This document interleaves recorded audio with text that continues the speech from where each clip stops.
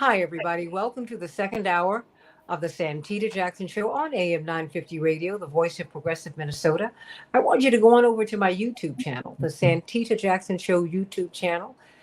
Please click like and subscribe and click that bell so that whenever we come up, you will be notified. But please do us a favor. Share the show with at least one person today. At least one person. We've got a lot of great information for you. And then, of course, it's all right. It's just a telephone. And then, of course, go to the Santita Jackson and Friends page on Facebook. And we're streaming there as well. And I also I share with this guy named Reverend Jesse Jackson. I put it on his page too, just to reach as many people as we can. Because we're moving into a very, very interesting season. Of course, we were all riveted by the images of these highly specialized police officers who went in and overtook the students at Columbia University. What happened there? What happened at CUNY? More than 300 people were arrested, but we do know this now, that it was even more chilling, I would say, in Los Angeles. For a total of 3.5 hours, law enforcement officials stood down as the encampments were attacked by so-called counter protesters. With my movement background, they would be called provocateurs. And like at Northeastern University, there was a peaceful demonstration of, according to press reports, of about 100 demonstrators supporting the end to a ceasefire, supporting Palestinian rights and Israeli security. And a young man with an Israeli flag wandered into the march and started shouting, "Kill all the Jews." He was clearly trying to provoke. And all of the demonstrators were arrested, but he was let go. What is going on? This is upside down. We talked to Jim Marakis from Fairness and Accuracy in Reporting on the other side, and he said this is the most upside down reporting I have ever seen. The only time I got the story right was when I went on the LA newspaper, Attorney Daryl Jones, of the Bruins newspaper. Because, I just started digging because I know they'd have a daily newspaper. At Howard, we had a weekly newspaper, but they have a daily newspaper. They have more resources. And so there's that. We've got a lot to talk about today. And of course, we are joined by someone who is in the midst of this protest, Julia from UNC, from the UNC system. And we're so excited to have her. We're going to have her share with us what is happening in these encampments. Ariel Gold, Fellowship of Reconciliation, the executive director. Indeed, you are the first Jewish executive director, but let me just say this: Dr. King was a proud member of this organization, along with many other religious figures. And they bring everybody together, which is what I love about this organization. She also used to get arrested all the time. She was the co-national director of Code Pink. So there's that. And then, of course, Attorney Robert Patillo from the National Leadership Team of Rainbow Pusher. Can I say that right now as you're running for judge in Fulton County? But, you're ours. We claim you. Jewish Voice for Peace Action in Michigan. Josh Feinstein has become a pundit. Hey, Josh. And of course, that historic win for Uncommitted. He was part of the aspirational 10,000 votes that made him 101,000 votes. Still trying to figure that out. But boy, oh boy, that was a great one. And Attorney Daryl Jones. No one stands tall in the forest as someone who is a leading advocate. He and Barbara Arnwine are the leading legal advocates for the vote in the United States. But before we get to you, Julia, and to this esteemed panel, let me go to you, Dr. David Gibbs. I know I'm catching you. I know I'm making some student very happy by pulling you away, but that's all right. From the University of Arizona, historian David Gibbs, what did you make of what we saw last evening now? And by the time this broadcast is aired, it will be 2 nights before. But we had 3 major police interventions. Of course, CUNY in New York City, Columbia in New York City, but University of Los Angeles, which was quite chilling as we get to know more and more details. It sounded like something from the 60s where you saw the civil rights demonstrators beaten up and the police just stood by silently. What do you make about what you saw last night, this tremendous show of force? It reflects power, basically, and the fact that the demonstrators are coming up against a very powerful entity. Um, Now, the Israel lobby is backed by a lot of power, basically, and it has a number of elements to it. Obviously, you have some elements of the Jewish community, although clearly not all, because a lot of the demonstrators are Jewish. But clearly, you have some elements of the Jewish community who are, using influence to, evidently in this case, to break up demonstrations. Also, it has to be noted that there are elements of evangelical Christianity, Christian Zionism, that are very enthusiastic about Israel, fanatically so, on theological grounds. And the evangelical Christianity is still a major force to be reckoned with, and a large part of the American military foreign policy establishment has come up through the idea that Israel is a bulwark for American power in the Middle East, and a large part of the American military-industrial complex is integrated with the Israeli counterpart, essentially. And so, you have multiple power centers there integrated into the cause of protecting Israel at all costs, no matter what it does, including with massive American subsidies. The largest foreign aid program currently in existence, possibly the largest historically in U.S. history, is U.S. support for Israel going back to the early 1970s on a vast scale, now ratcheted up during this war. And given the fact that the demonstrators are indeed opposing these power centers, it regrettably doesn't come as a surprise to me that the local police are coming down very hard on them, because they're challenging powerful entities. And that's what happens when you challenge powerful entities, is you may get beaten up by the police. You may get spied upon. You may lose your job. I mean, there are all sorts of things that can happen to you. I do notice here in Tucson, where we've had demonstrations, a significant number of the demonstrators have masks, even though these are surgical masks, like when we wore during the pandemic, even though the demonstration is outside. And I asked why they're wearing the masks, and they said, we're worried about losing our anonymity, that we might be retaliated against. And so, this is a real concern. It's not just the police, but this happens at multiple levels, including, I don't know, fear of being, losing a job, fear of, being harassed on the internet, fear of even being expelled from your college or university. There are all sorts of risks here that people are taking. And, nevertheless, I'm not seeing the demonstrators really backing down. It seems to have too much momentum behind it.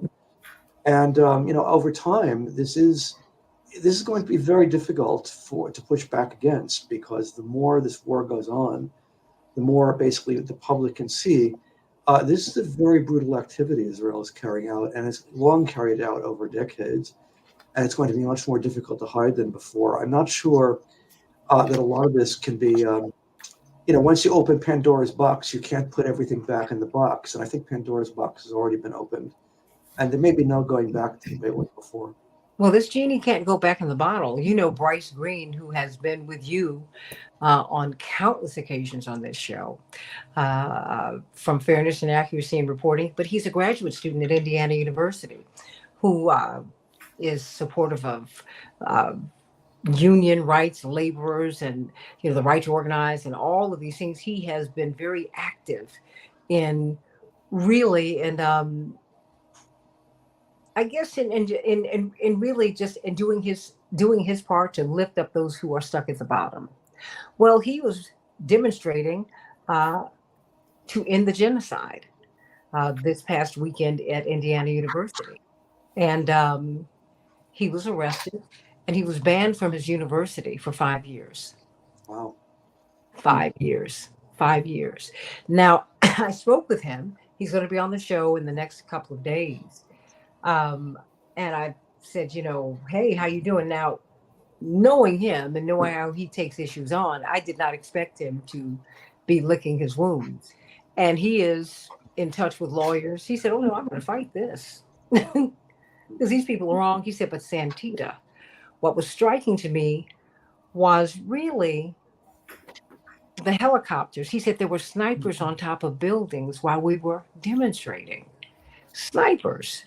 Ariel Gold, Josh, Robert Patillo, Daryl Jones, snipers? Really? What is that? I mean, has it come to that? before you go, historically, what is that saying? I assume that basically what they're playing into is the notion that there's a terrorist threat here, and they're treating the demonstrators like terrorists, even though, as far as I'm aware, there hasn't been the slightest hint of violence by the demonstrators. Now, it's quite different with the police. The violence here has been very one-sided, and it's not by the demonstrators, as far as I'm aware.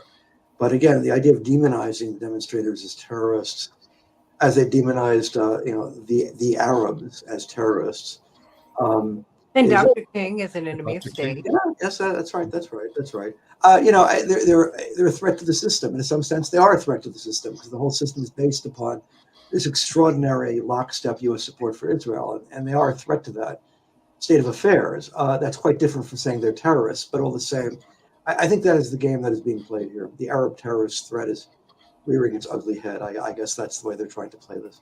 Where do you see this going before you go? Just one last point. Where do you see this going? Do you see this this crackdown shutting down the movement or accelerating it? Oh, I don't think there's any doubt it's going to, in the short term, it's going to accelerate it. Because people can, it looks outrageous what's going on, and people don't respond very well to that.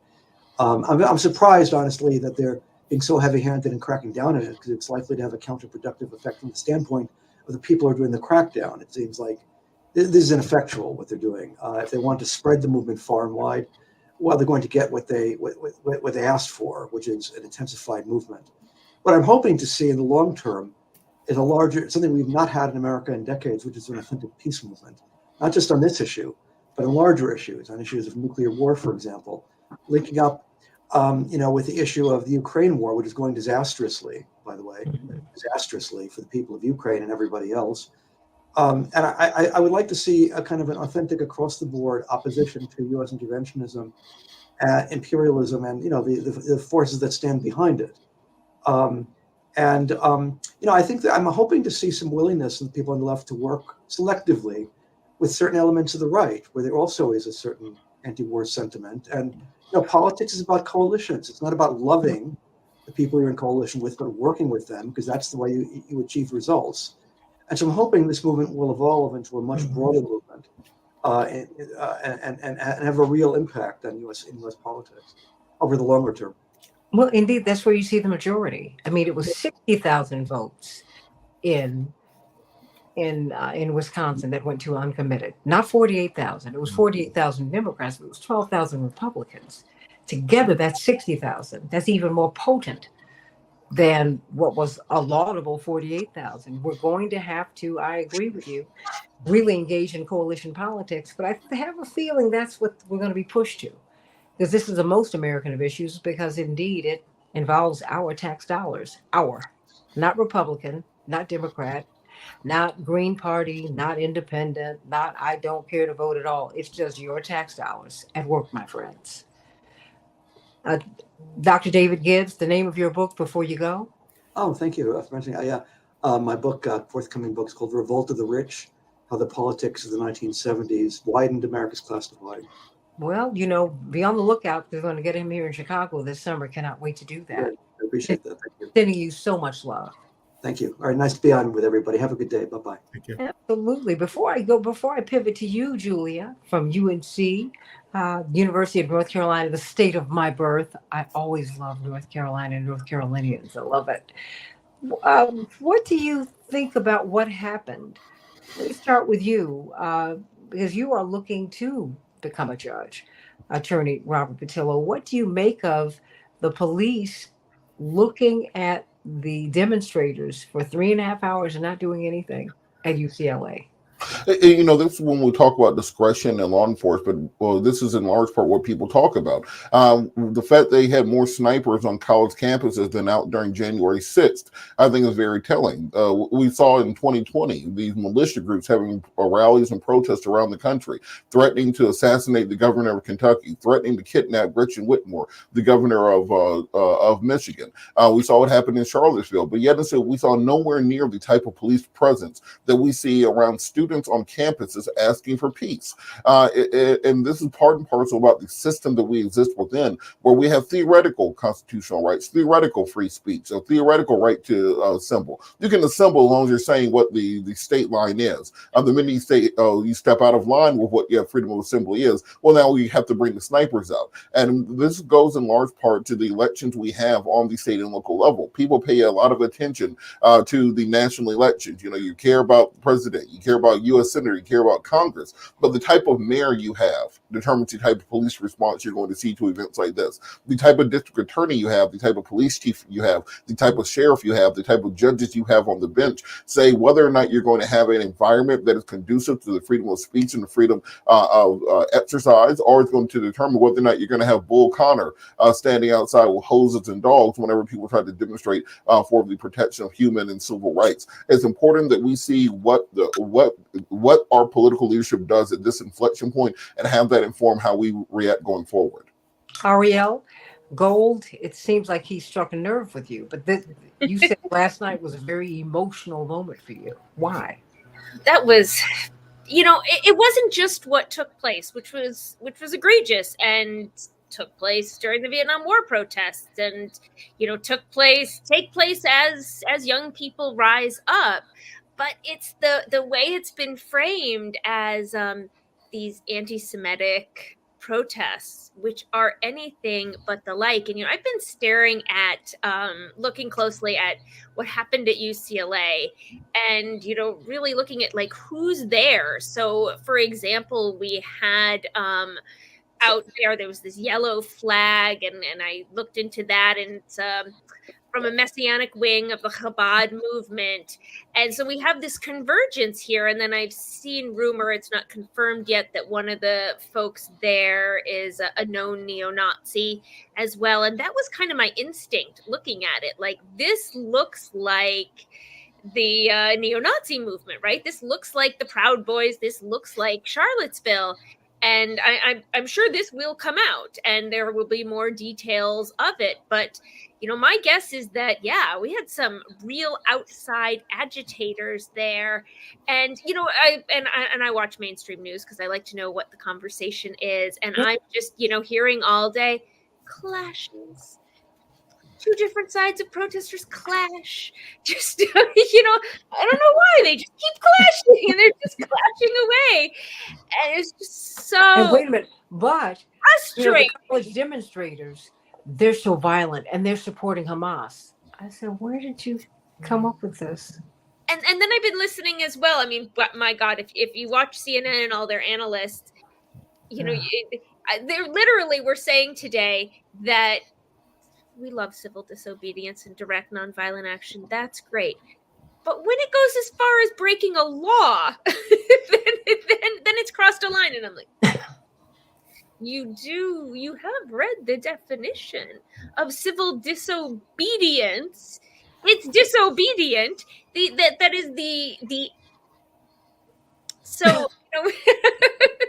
But I laugh, but it's and we can look as well, and it got less attention, but City College in New York yesterday, last night, just a brutal beating by the police and kettling.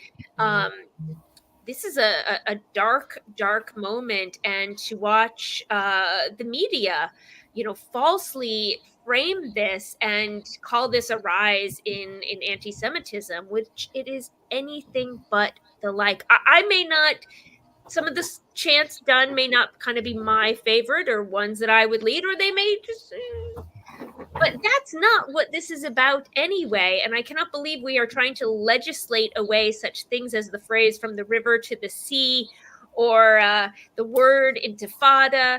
And rather than, in the meantime, just a little while ago today, 5 children killed and another bomb in Rafah where the invasion is imminent. And yet we are just wringing our hands over the word intifada. Josh, you were nodding your head in a sense rather vigorously. Why? Well, first of all, what Ariel said is so spot on, but I keep on thinking about the way that the language is used. And one thing, I try to keep my cool, but one thing that out of everything that really, really aggravates me is every time I see it says the Israeli-Hamas war.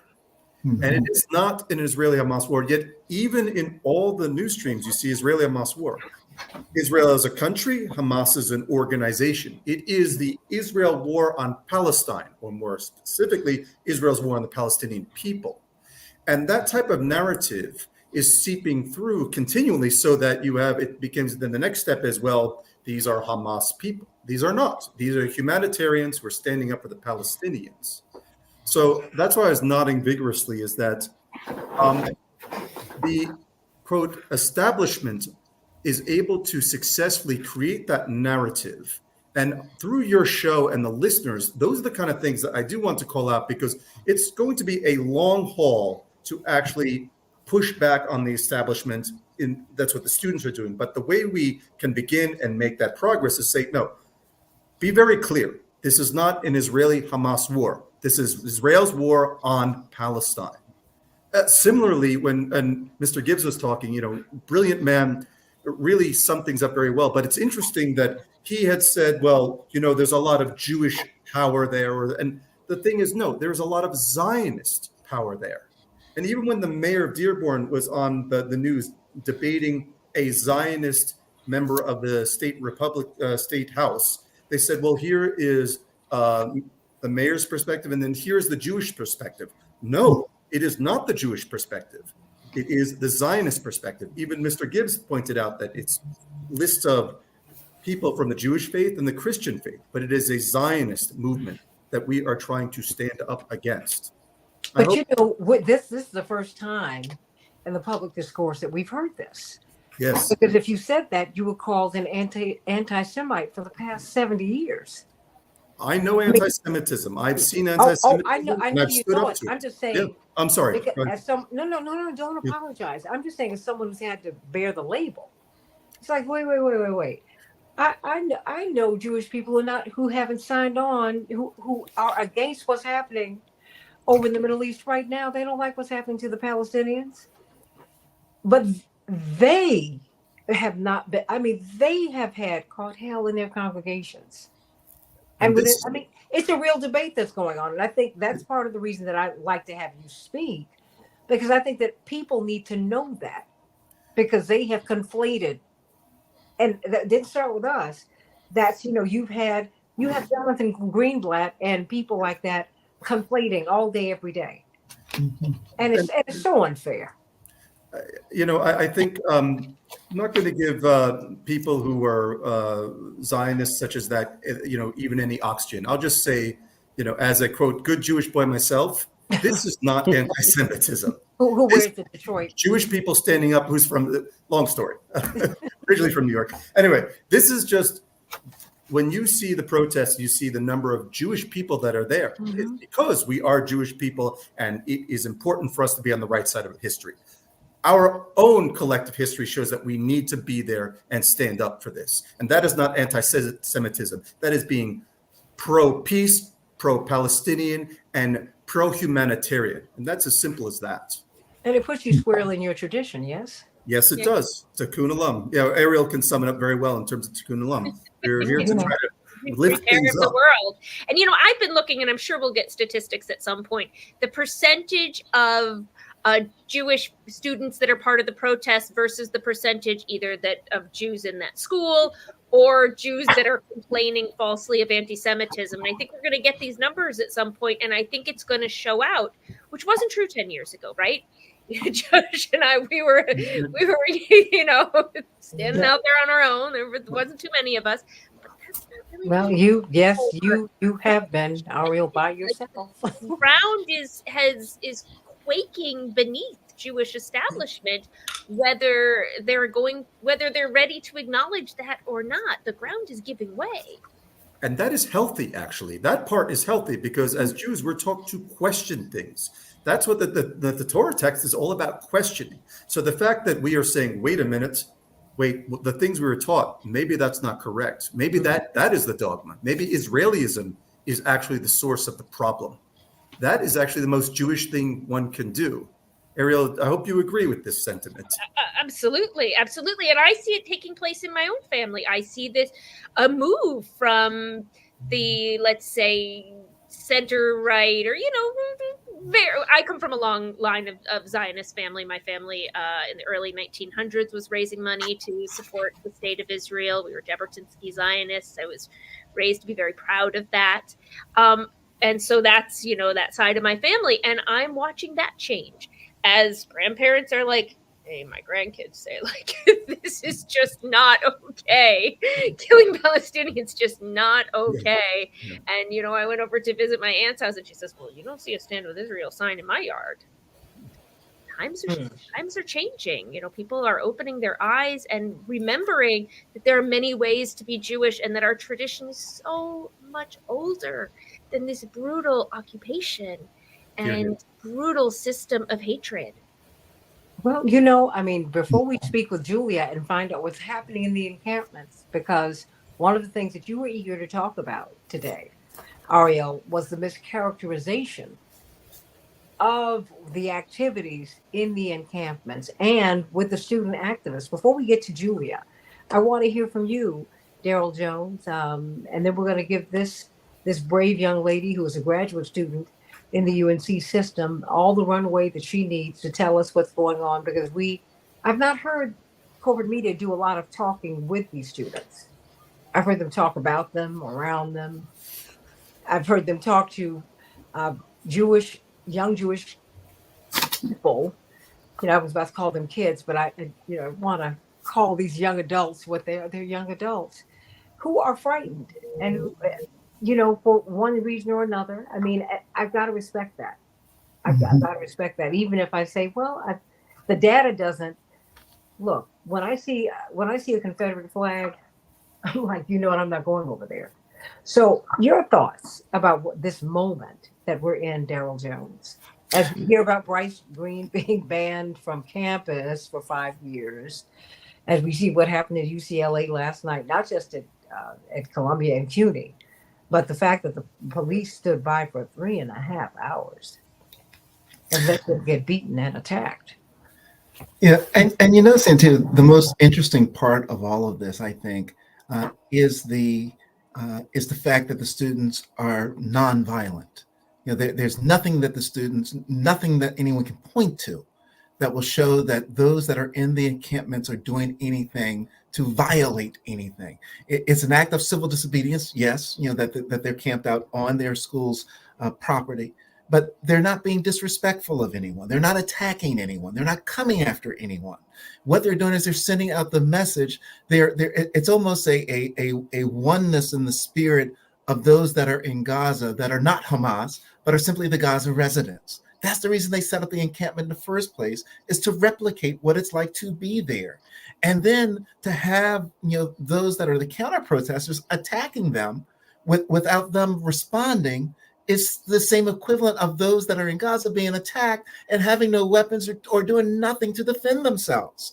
It cannot be a clearer replication of what's going on and what the students are attempting to show and are showing.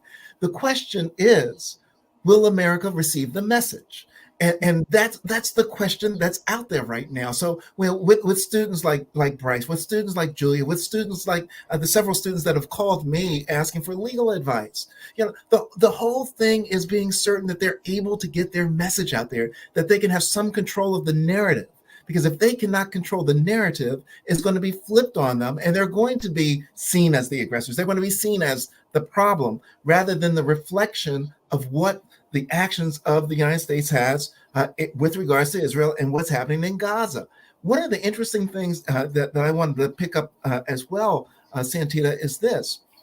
What's going to happen when they start seeing success? That when these students start seeing success from the encampments that they're are in the issues that they're holding up, they're seeing the first glimmer of success at Brown University, right? Because Brown now has announced that it's going to have a vote on the divestment policies and those that are doing business that are contributing to what's happening in Gaza. That's the first glimmer of light that these students are going to see. So I look for that to help them to grow in terms of what they are after and what they're trying to achieve. And that is simply, as Josh has said, achieving peace. That's what they're looking for, is peace. And I look for this Braille to be an example of what universities should do and can do in the terms of what the students are requesting. So, hats off to Julia, hats off to all of the students that are pushing forward in this nonviolent protest. And, whatever I can do to assist, I certainly am willing to, Santita. It's just, it's nice to see a nonviolent protest and to watch them get the message out to the American people, to shake them, to wake America up to the awareness of what it's really like. Well, and Julia, Attorney Patillo and Attorney Jones are both brilliant lawyers, and you need a team. You need a team because I think that even as you hear these different stories about what you're up against, you all persevere. Julia, welcome to the show. My dear friend, we are so proud of you and the actions of your fellow students. You have no idea. We're just so proud of you. Thank you for being here. Thank you for having me. And yeah, I wish I could be on camera, but I think it's some of what I think David was talking about, that the fear of the repercussions of being on camera, and like my name is out there from some stuff from undergrad and from stuff in my master's, but doxers don't seem to be aware that I am here at UNC. And so that's why, and I'm really grateful to be able to speak to you without having to show my face or my last name. But yeah, so I'm a graduate student at UNC Chapel Hill in my first year of my PhD program. I study anti-Zionist Jews and also Christian Zionism. And yeah, so I think, not to criticize, but yesterday I think there was actually 4 acts of really violent police brutality against protesters, and the 4th was at UNC. And I think there may have been more. Even like, I just know what happened at UNC because I am here. What happened at UNC? What happened there? So we started an encampment on Friday. And really quickly, I just want to say, at the encampment, I've seen some of the most beautiful interfaith solidarity I've ever seen. We had Muslim prayers. And we had Shabbat services there. We had an ecumenical communion on Sunday. And I think that's something we're seeing in this movement that's so, so, so beautiful. And I'm so happy to see. But yeah, so we started the encampment then. And at first, the university told us that we had to take down our tents because tents are structures and they violate some university policy. So we took them down for 2 days. We put them back up on Sunday. They said they would come down Sunday night. They did not do that then. And then on Monday, we started to see a huge police force amassed on campus, armored vans, with what we believe was state highway patrol license plates, police forces from across the UNC system, like from other state schools. And yeah, so, but they didn't raid Monday. They raided Tuesday morning, I believe at 5 a.m. I was not at the camp.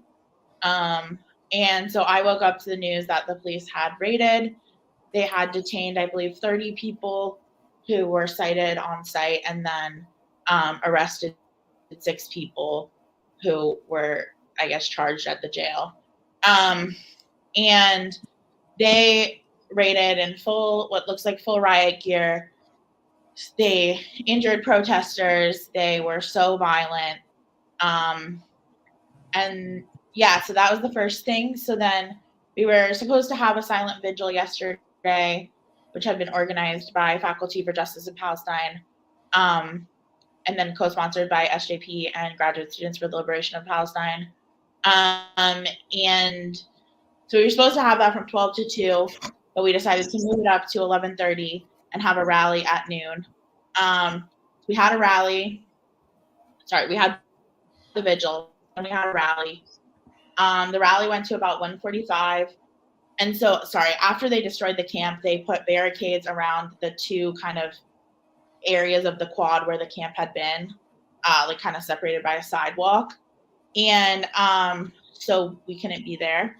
So after we had the protest, we marched back to where the encampment was. And autonomously, some folks tore down the barricades and went to the flagpole where they removed the US flag and ultimately raised a Palestinian flag on the flagpole. And in many ways, that seems to be what activated the police and also Zionist counter protesters. And also, we believe white supremacists and Christian nationalists were there as well.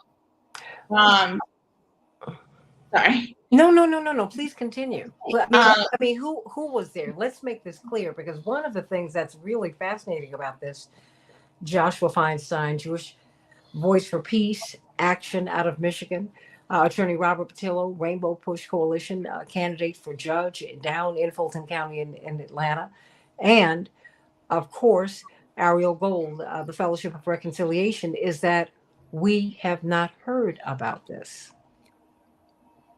You know, they've kind of eased in. You saw Columbia, okay?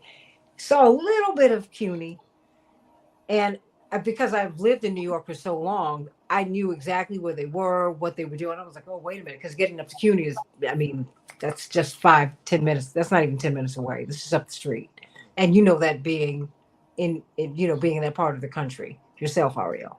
Yeah. But what was stunning. Then when I heard a little bit about Los Angeles, I said, let me find out what happened at UCLA. Being a researcher, I know to go to the UCLA newspaper because they have a daily edition. Okay, the LA Times. Let me go on Twitter. Let me find out. Oh, wow, this is horrible. UNC, I've not heard anything about this. I didn't know that people were injured. I didn't know anything. Have you heard anything? Has anyone else heard about that? I have, and I have to say it's a little bit. And I did see it on CNN. It's way more than 4 places yesterday. I mean, the crackdowns and the violence it's a lot. Well, you know what? It's like on the other campuses, exactly. I was paying a lot of attention to CUNY and to Columbia because I'm in the New York metro area. And of course, all eyes were on Columbia because that was a significant state repression action. But the crackdowns are widespread. We, of course, cannot forget Emory in Atlanta or University of Texas. It was brutal there as well. In Boston. But what they're not doing, but to my point, this is something that the media are hiding. Correct. So there's actually more of what happened, and I think it gets worse at UNC. What happened? It's not nearly as bad as what happened at UCLA, but so after the American flag was down and the Palestinian flag was up, we saw the police march in what to me looked like a police or military state, and they escorted the interim chancellor, Lee Roberts, into where protesters were surrounding the flagpole to protect it. They pushed people. There's video circulating of a wheelchair user being pushed over by police. They dragged people. They pepper sprayed them, all while escorting the interim chancellor in so he could personally take down the Palestinian flag and personally put the U.S. flag back up. As he and the police started marching in, the Zionist counter-protesters were shouting like USA, USA. As he raised the U.S. flag again, they were singing the national anthem. And once he got the flag to the top of the flagpole, he started clapping. The police escorted him back out of the protesters, where he shook hands with the Zionist counter-protesters and high-fived them. walked to the steps of the administrative building and gave a speech along the lines of saying that this university belongs to the citizens of North Carolina, not to a small group of radical protesters, and that the U.S. flag will fly there as long as he is chancellor / longer. I'm not sure all of what he said in his speech. I've watched it on Twitter, but so then after that, things got pretty chaotic. The U.S. flag came down again, and then there's images of, we're not sure who they are, but people who look, these white men holding up the U.S. flag so it didn't touch the ground, in like a very stark, shocking image. And there was so many injured people, so much. I was running around to find this doctor that I knew was there. Oh, okay. Actually, hold on. We lost you for you were in and out. Can you say that one more time? Yeah, sorry, which part? Well, just go back to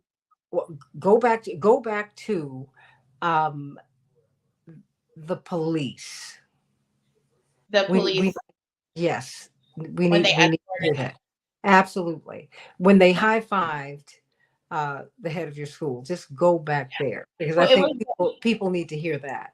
So after the chancellor raised the flag himself and the Zionist counter-protesters sang the national anthem, once it was at the top, he clapped, was escorted back out by the cops, where the interim chancellor, he shook hands with the counter-protesters. They high-fived him. They were very happy that the U.S. flag had been reflown. Then he went and gave this speech on the steps of the administrative building, basically, saying very nationalistic, very much about the flag and the importance of the flag.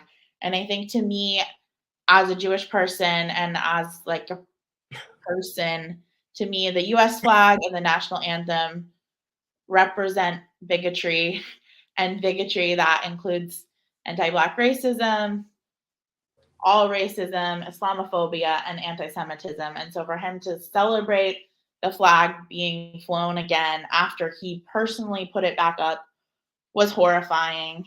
And then things just got really nuts. I had gone inside for a period of time because I didn't really want to be out there. It was all very overwhelming.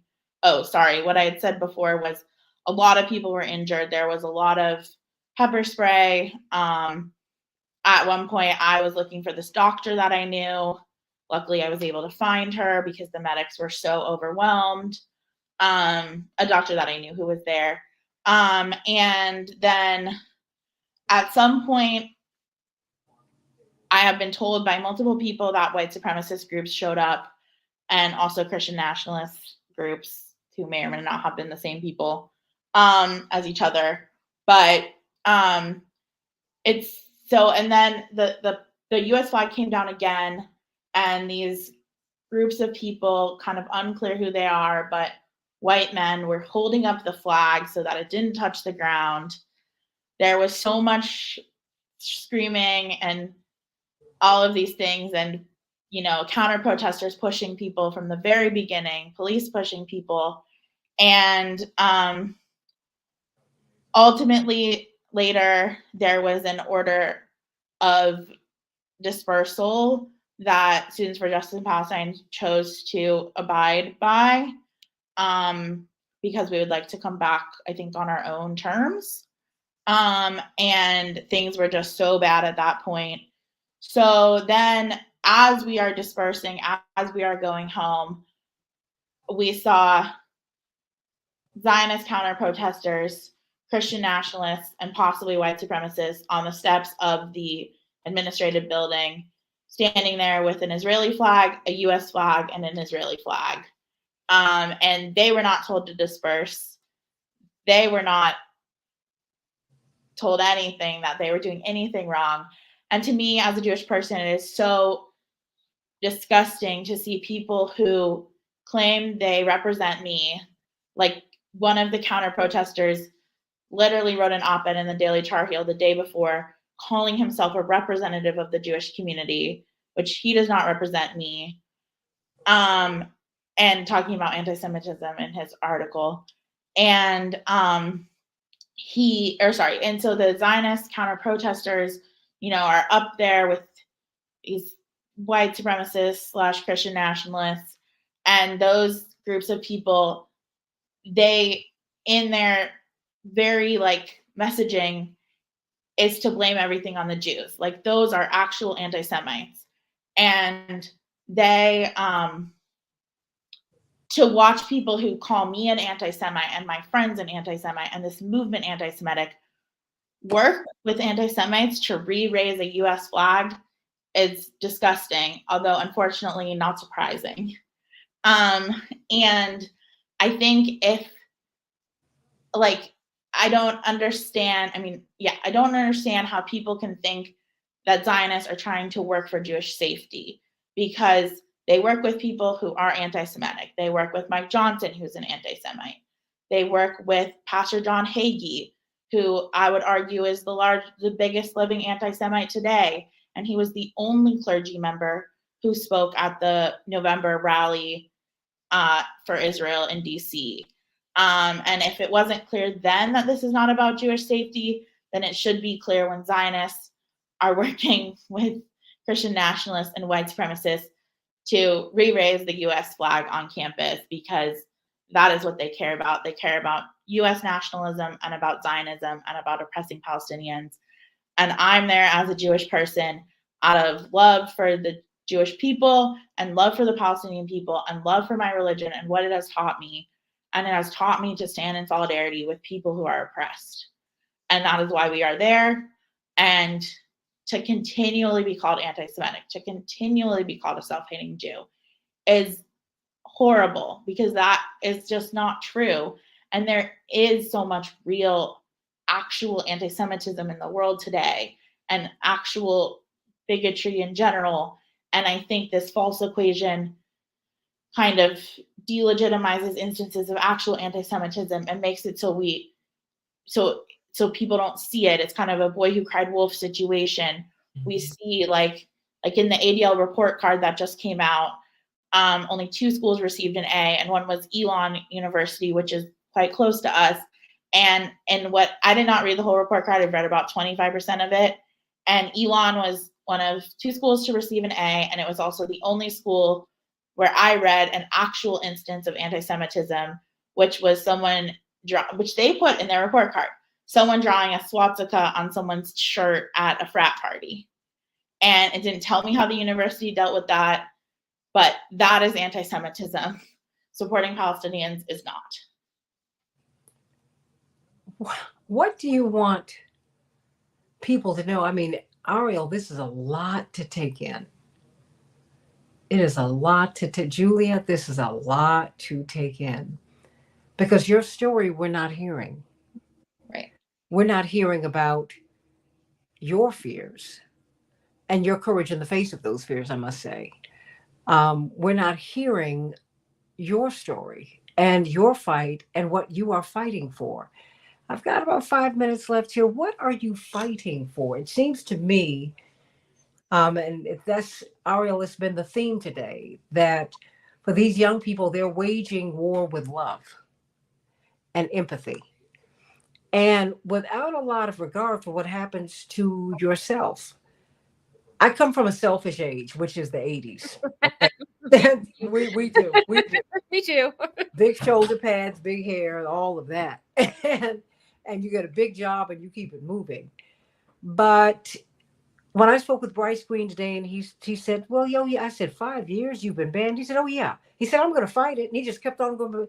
And let me tell you about this march that we're going to do. And want a letter of support from Reverend Jackson. I said, well, can Reverend give you a letter of support? He said, well, I'd love it. Well, let me tell you what we're doing. This is, you keep on going.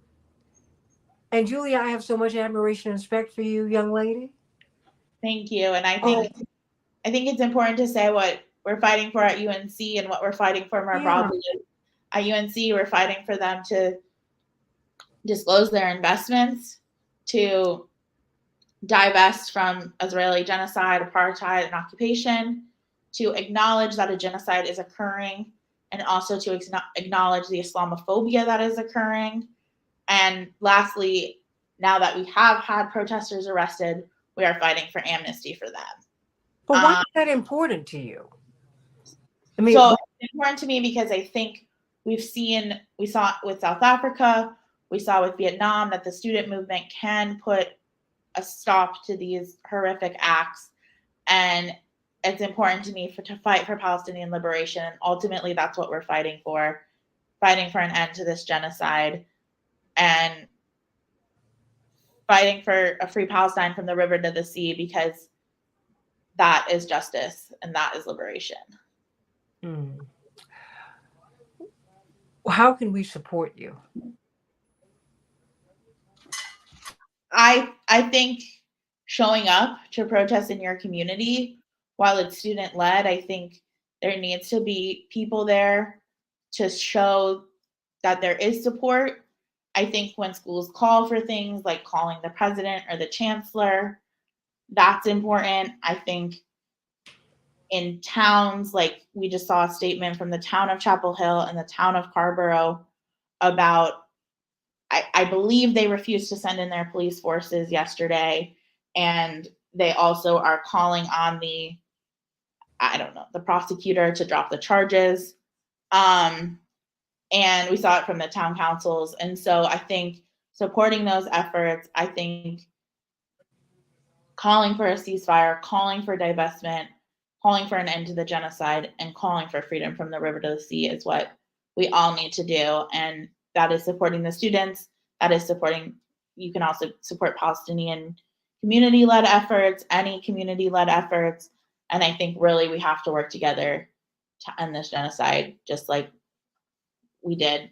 Well, not me, I was not alive, but during in South Africa. Ariel and I we were alive and we were active in that movement, so it's all right. Exactly. Wait exactly. a minute, our hair's changed colors now. But we're never, Right. I'm telling you. But you know what? You do make a difference, because we participated in those movements. We were active in them. And we came of age. I guess you came of age when you got the first Black president. We came of age when the first Black man to make a credible run for the presidency, when that occurred. But what was different about that run was that Reverend Jackson was and remains an unreconstructed, unapologetic populist. Yep. And it was nothing corporate about the campaign. There was no money in it, but there were a lot of votes, and there was a lot of hope generated. And you don't need money. You don't need hope. What you do need is what you have, which is your faith. And you have your courage. And even when you get scared, Julia, that's when you find your courage.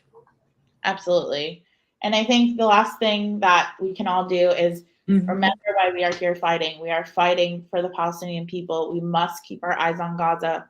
We must keep our eyes on Palestine. This is ultimately about solidarity with Palestinians. And that is important to continue to remember, because that is why we are here. That is why we were there yesterday. That is why they are there at Columbia and all of these other schools. And so we have to make sure that's what's being reported on too, and that we are seeing what is happening, and we're doing everything we can to stop it. My dear sister, Fellowship of Reconciliation, what say you before we go? Well, I'll speak real quickly to this question of Jewish discomfort, right? I'm not going to call it safety. I'm going to call it discomfort. And that's real. And, I know the first time that I traveled to the West Bank, I ended up visiting, first time I traveled to Israel, Palestine at all, but I ended up visiting the home of a Palestinian family that were living in a cave because they had a demolition order on their land and they demolished the house. Anyway, I always wear a Star of David necklace. Always have, always wear it. And the gentleman saw me, and his face paled, and he just panicked, like, she can't be here, she can't be here. And then it was explained, what my politics were and so on. But I had this realization that this holy symbol to me, the symbol of my faith, was traumatizing for good reason to this man. And you know what? That was uncomfortable for me. Mhm. And discomfort is okay. Discomfort is sometimes how we grow.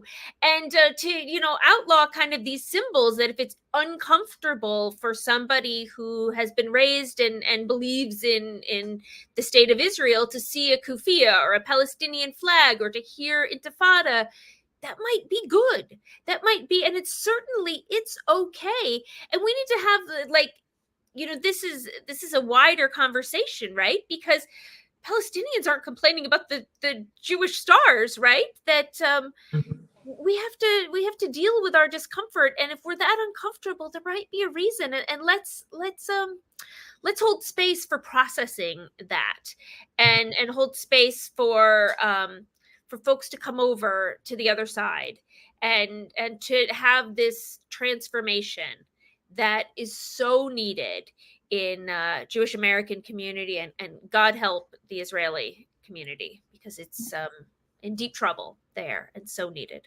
And in the broader world. And We in the all- broader world. We all Absolutely. need healing. I mean, and you're right about discomfort. This might sound crazy, but I had a toe that has been bothering me, and I found out it was broken. Ooh. And it was only because it was uncomfortable. And it was uncomfortable enough for so long, Julia and Ariel. I went to the doctor, and he said, "Oh, this is what the problem is. Okay, now are you going to fix it? You can limp around if you want to, but I recommend that you let me reset this." And that's pretty much it. Julia, you've got the final word, my dear. I think we just need to remember that anti-Zionism is not anti-Semitism, and there's many, many Jews fighting for the liberation of Palestine, and we're fighting for a free Palestine from the river to the sea, and we will continue to fight until we win that. And as James Weldon Johnson wrote, let us march on till victory is won. It's the Black national anthem, but it really belongs to everybody. Lift every voice and sing till earth and heaven ring with the harmony, which is what all human beings should be living in, of liberty. Let our rejoicing rise to every lifting sky. And then you know what? At the end, let us march on until victory is won, and we have to do it together. And together is the only way that we're going to win. I'm sending you so much love, Julia. Sending you so much love, my sister friend. You have to be our daughter friend, Julia, because Sounds great. that's the way it is. We're old folks. We're aunties now. I'm Auntie Santita. This is Auntie Ariel. This is what we do. It might not look like she's my sister from another mister. It might not look like it, but that's what it is. I'm just got to get east so I can get that hummus.